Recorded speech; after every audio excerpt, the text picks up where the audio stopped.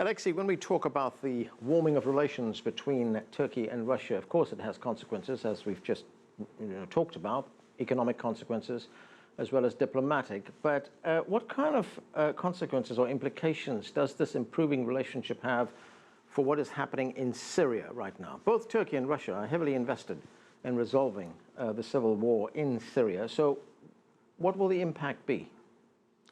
So actually, you're absolutely right. So both Russia and Turkey already invested too much in Syria to radically change their current policies.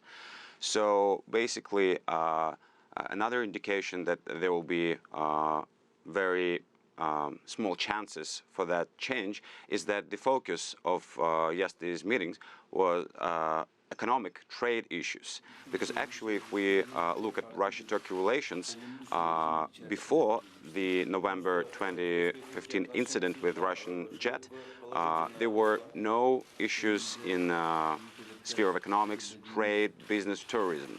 So actually, there was no serious obstacles for that. The only obstacle is the political one. So actually, the political will of two leaders who decided finally to meet and to clear the table and to start all over again.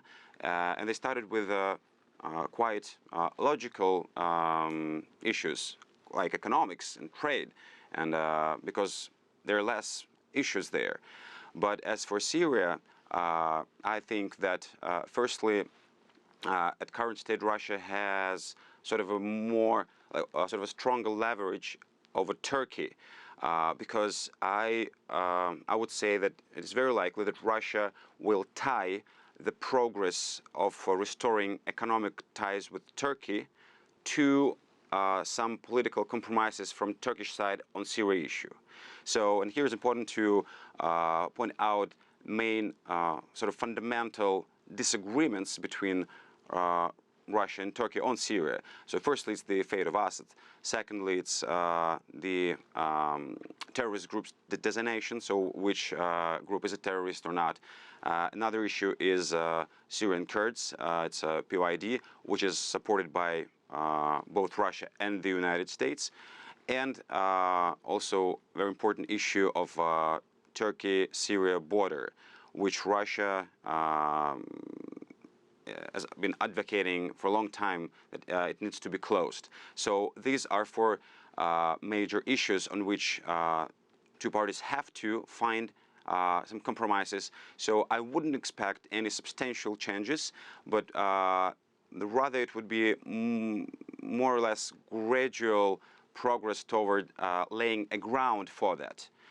Zeynep, if we look at where Turkey goes to from here, and the investigation into the coup plot is continuing, Turkey has been pointing the finger of blame at Fethullah Gulen. He is a Turkish cleric who lives in the United States. And I want you to take a listen to what President Erdogan had to say about this. Let's watch.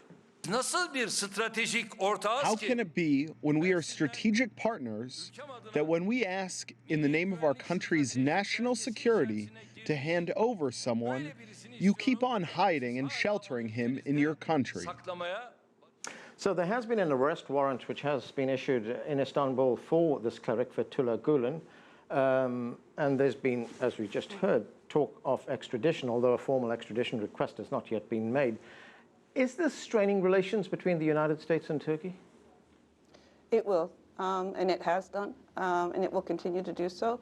We must remember that Fethullah Gulen is somebody who fled Turkey in the 90s to avoid going to prison from a different government. This wasn't Erdogan's government. It was a completely different government. He was accused of plotting a coup, and he fled to America. It's not a great surprise to anyone that he is involved. Most Turkish people are 100% convinced that he's involved. There's great evidence to the extent that he is involved. If America is holds back on extradition, it will show a lack of faith, it will show a lack of trust. Turkey has been very willing and has sent people who have been proven ISIS terrorists back to Europe. It will extradite people to. So there needs to be a kind of a mutual understanding here. Yeah, except the United States says that this is a legal process, and we require evidence before we can extradite someone. The evidence that you talk about, has that They've been given the evidence, and they actually they have been given the evidence, and there is I believe there's a commission coming this week to discuss the matter. It may, I mean, again, it's the people's perspective here. We're not talking on the government level. I'm not talking from government level. I'm talking from very much a sociological point of view. The people would like to have Fethullah Gülen be given back, to be extradited and punished in this country, to be held accountable for what the crimes that they perceive him as having done and which he is being accused of. Right, Mustafa, what do you think? Should he be extradited? There are reasons to be skeptical about these evidences, so-called evidences, because it's primarily coming from the channels of pro-Erdogan media. And we don't have any ability to cross-check if these are facts or propaganda. And it's, as you see the critical journalists, if they are critical, even some Marxists who are criticizing the Gülen movement, they are being associated in this purge. And, you know, people would be silenced. If journalists are silenced and they are, you know, facing criminal charges, how could people be open in such polls? That is, and the polls are not, they cannot be evidence. And other evidence that is shown is about the testimonies of these coup plotters, and the initial days, the state-run news agency, Anatolia Agency, they publish these photos and some other and online evidence, we could say, of the torture and heavily beaten officers, their names and faces, and then they realized that they did it in a nationalistic zeal in which they could show that how they are punished, these traitors are punished, and then they realized that this is counterproductive because they are providing evidence, right. And that's the only channel, as I said, you know, what happened. We learn so far.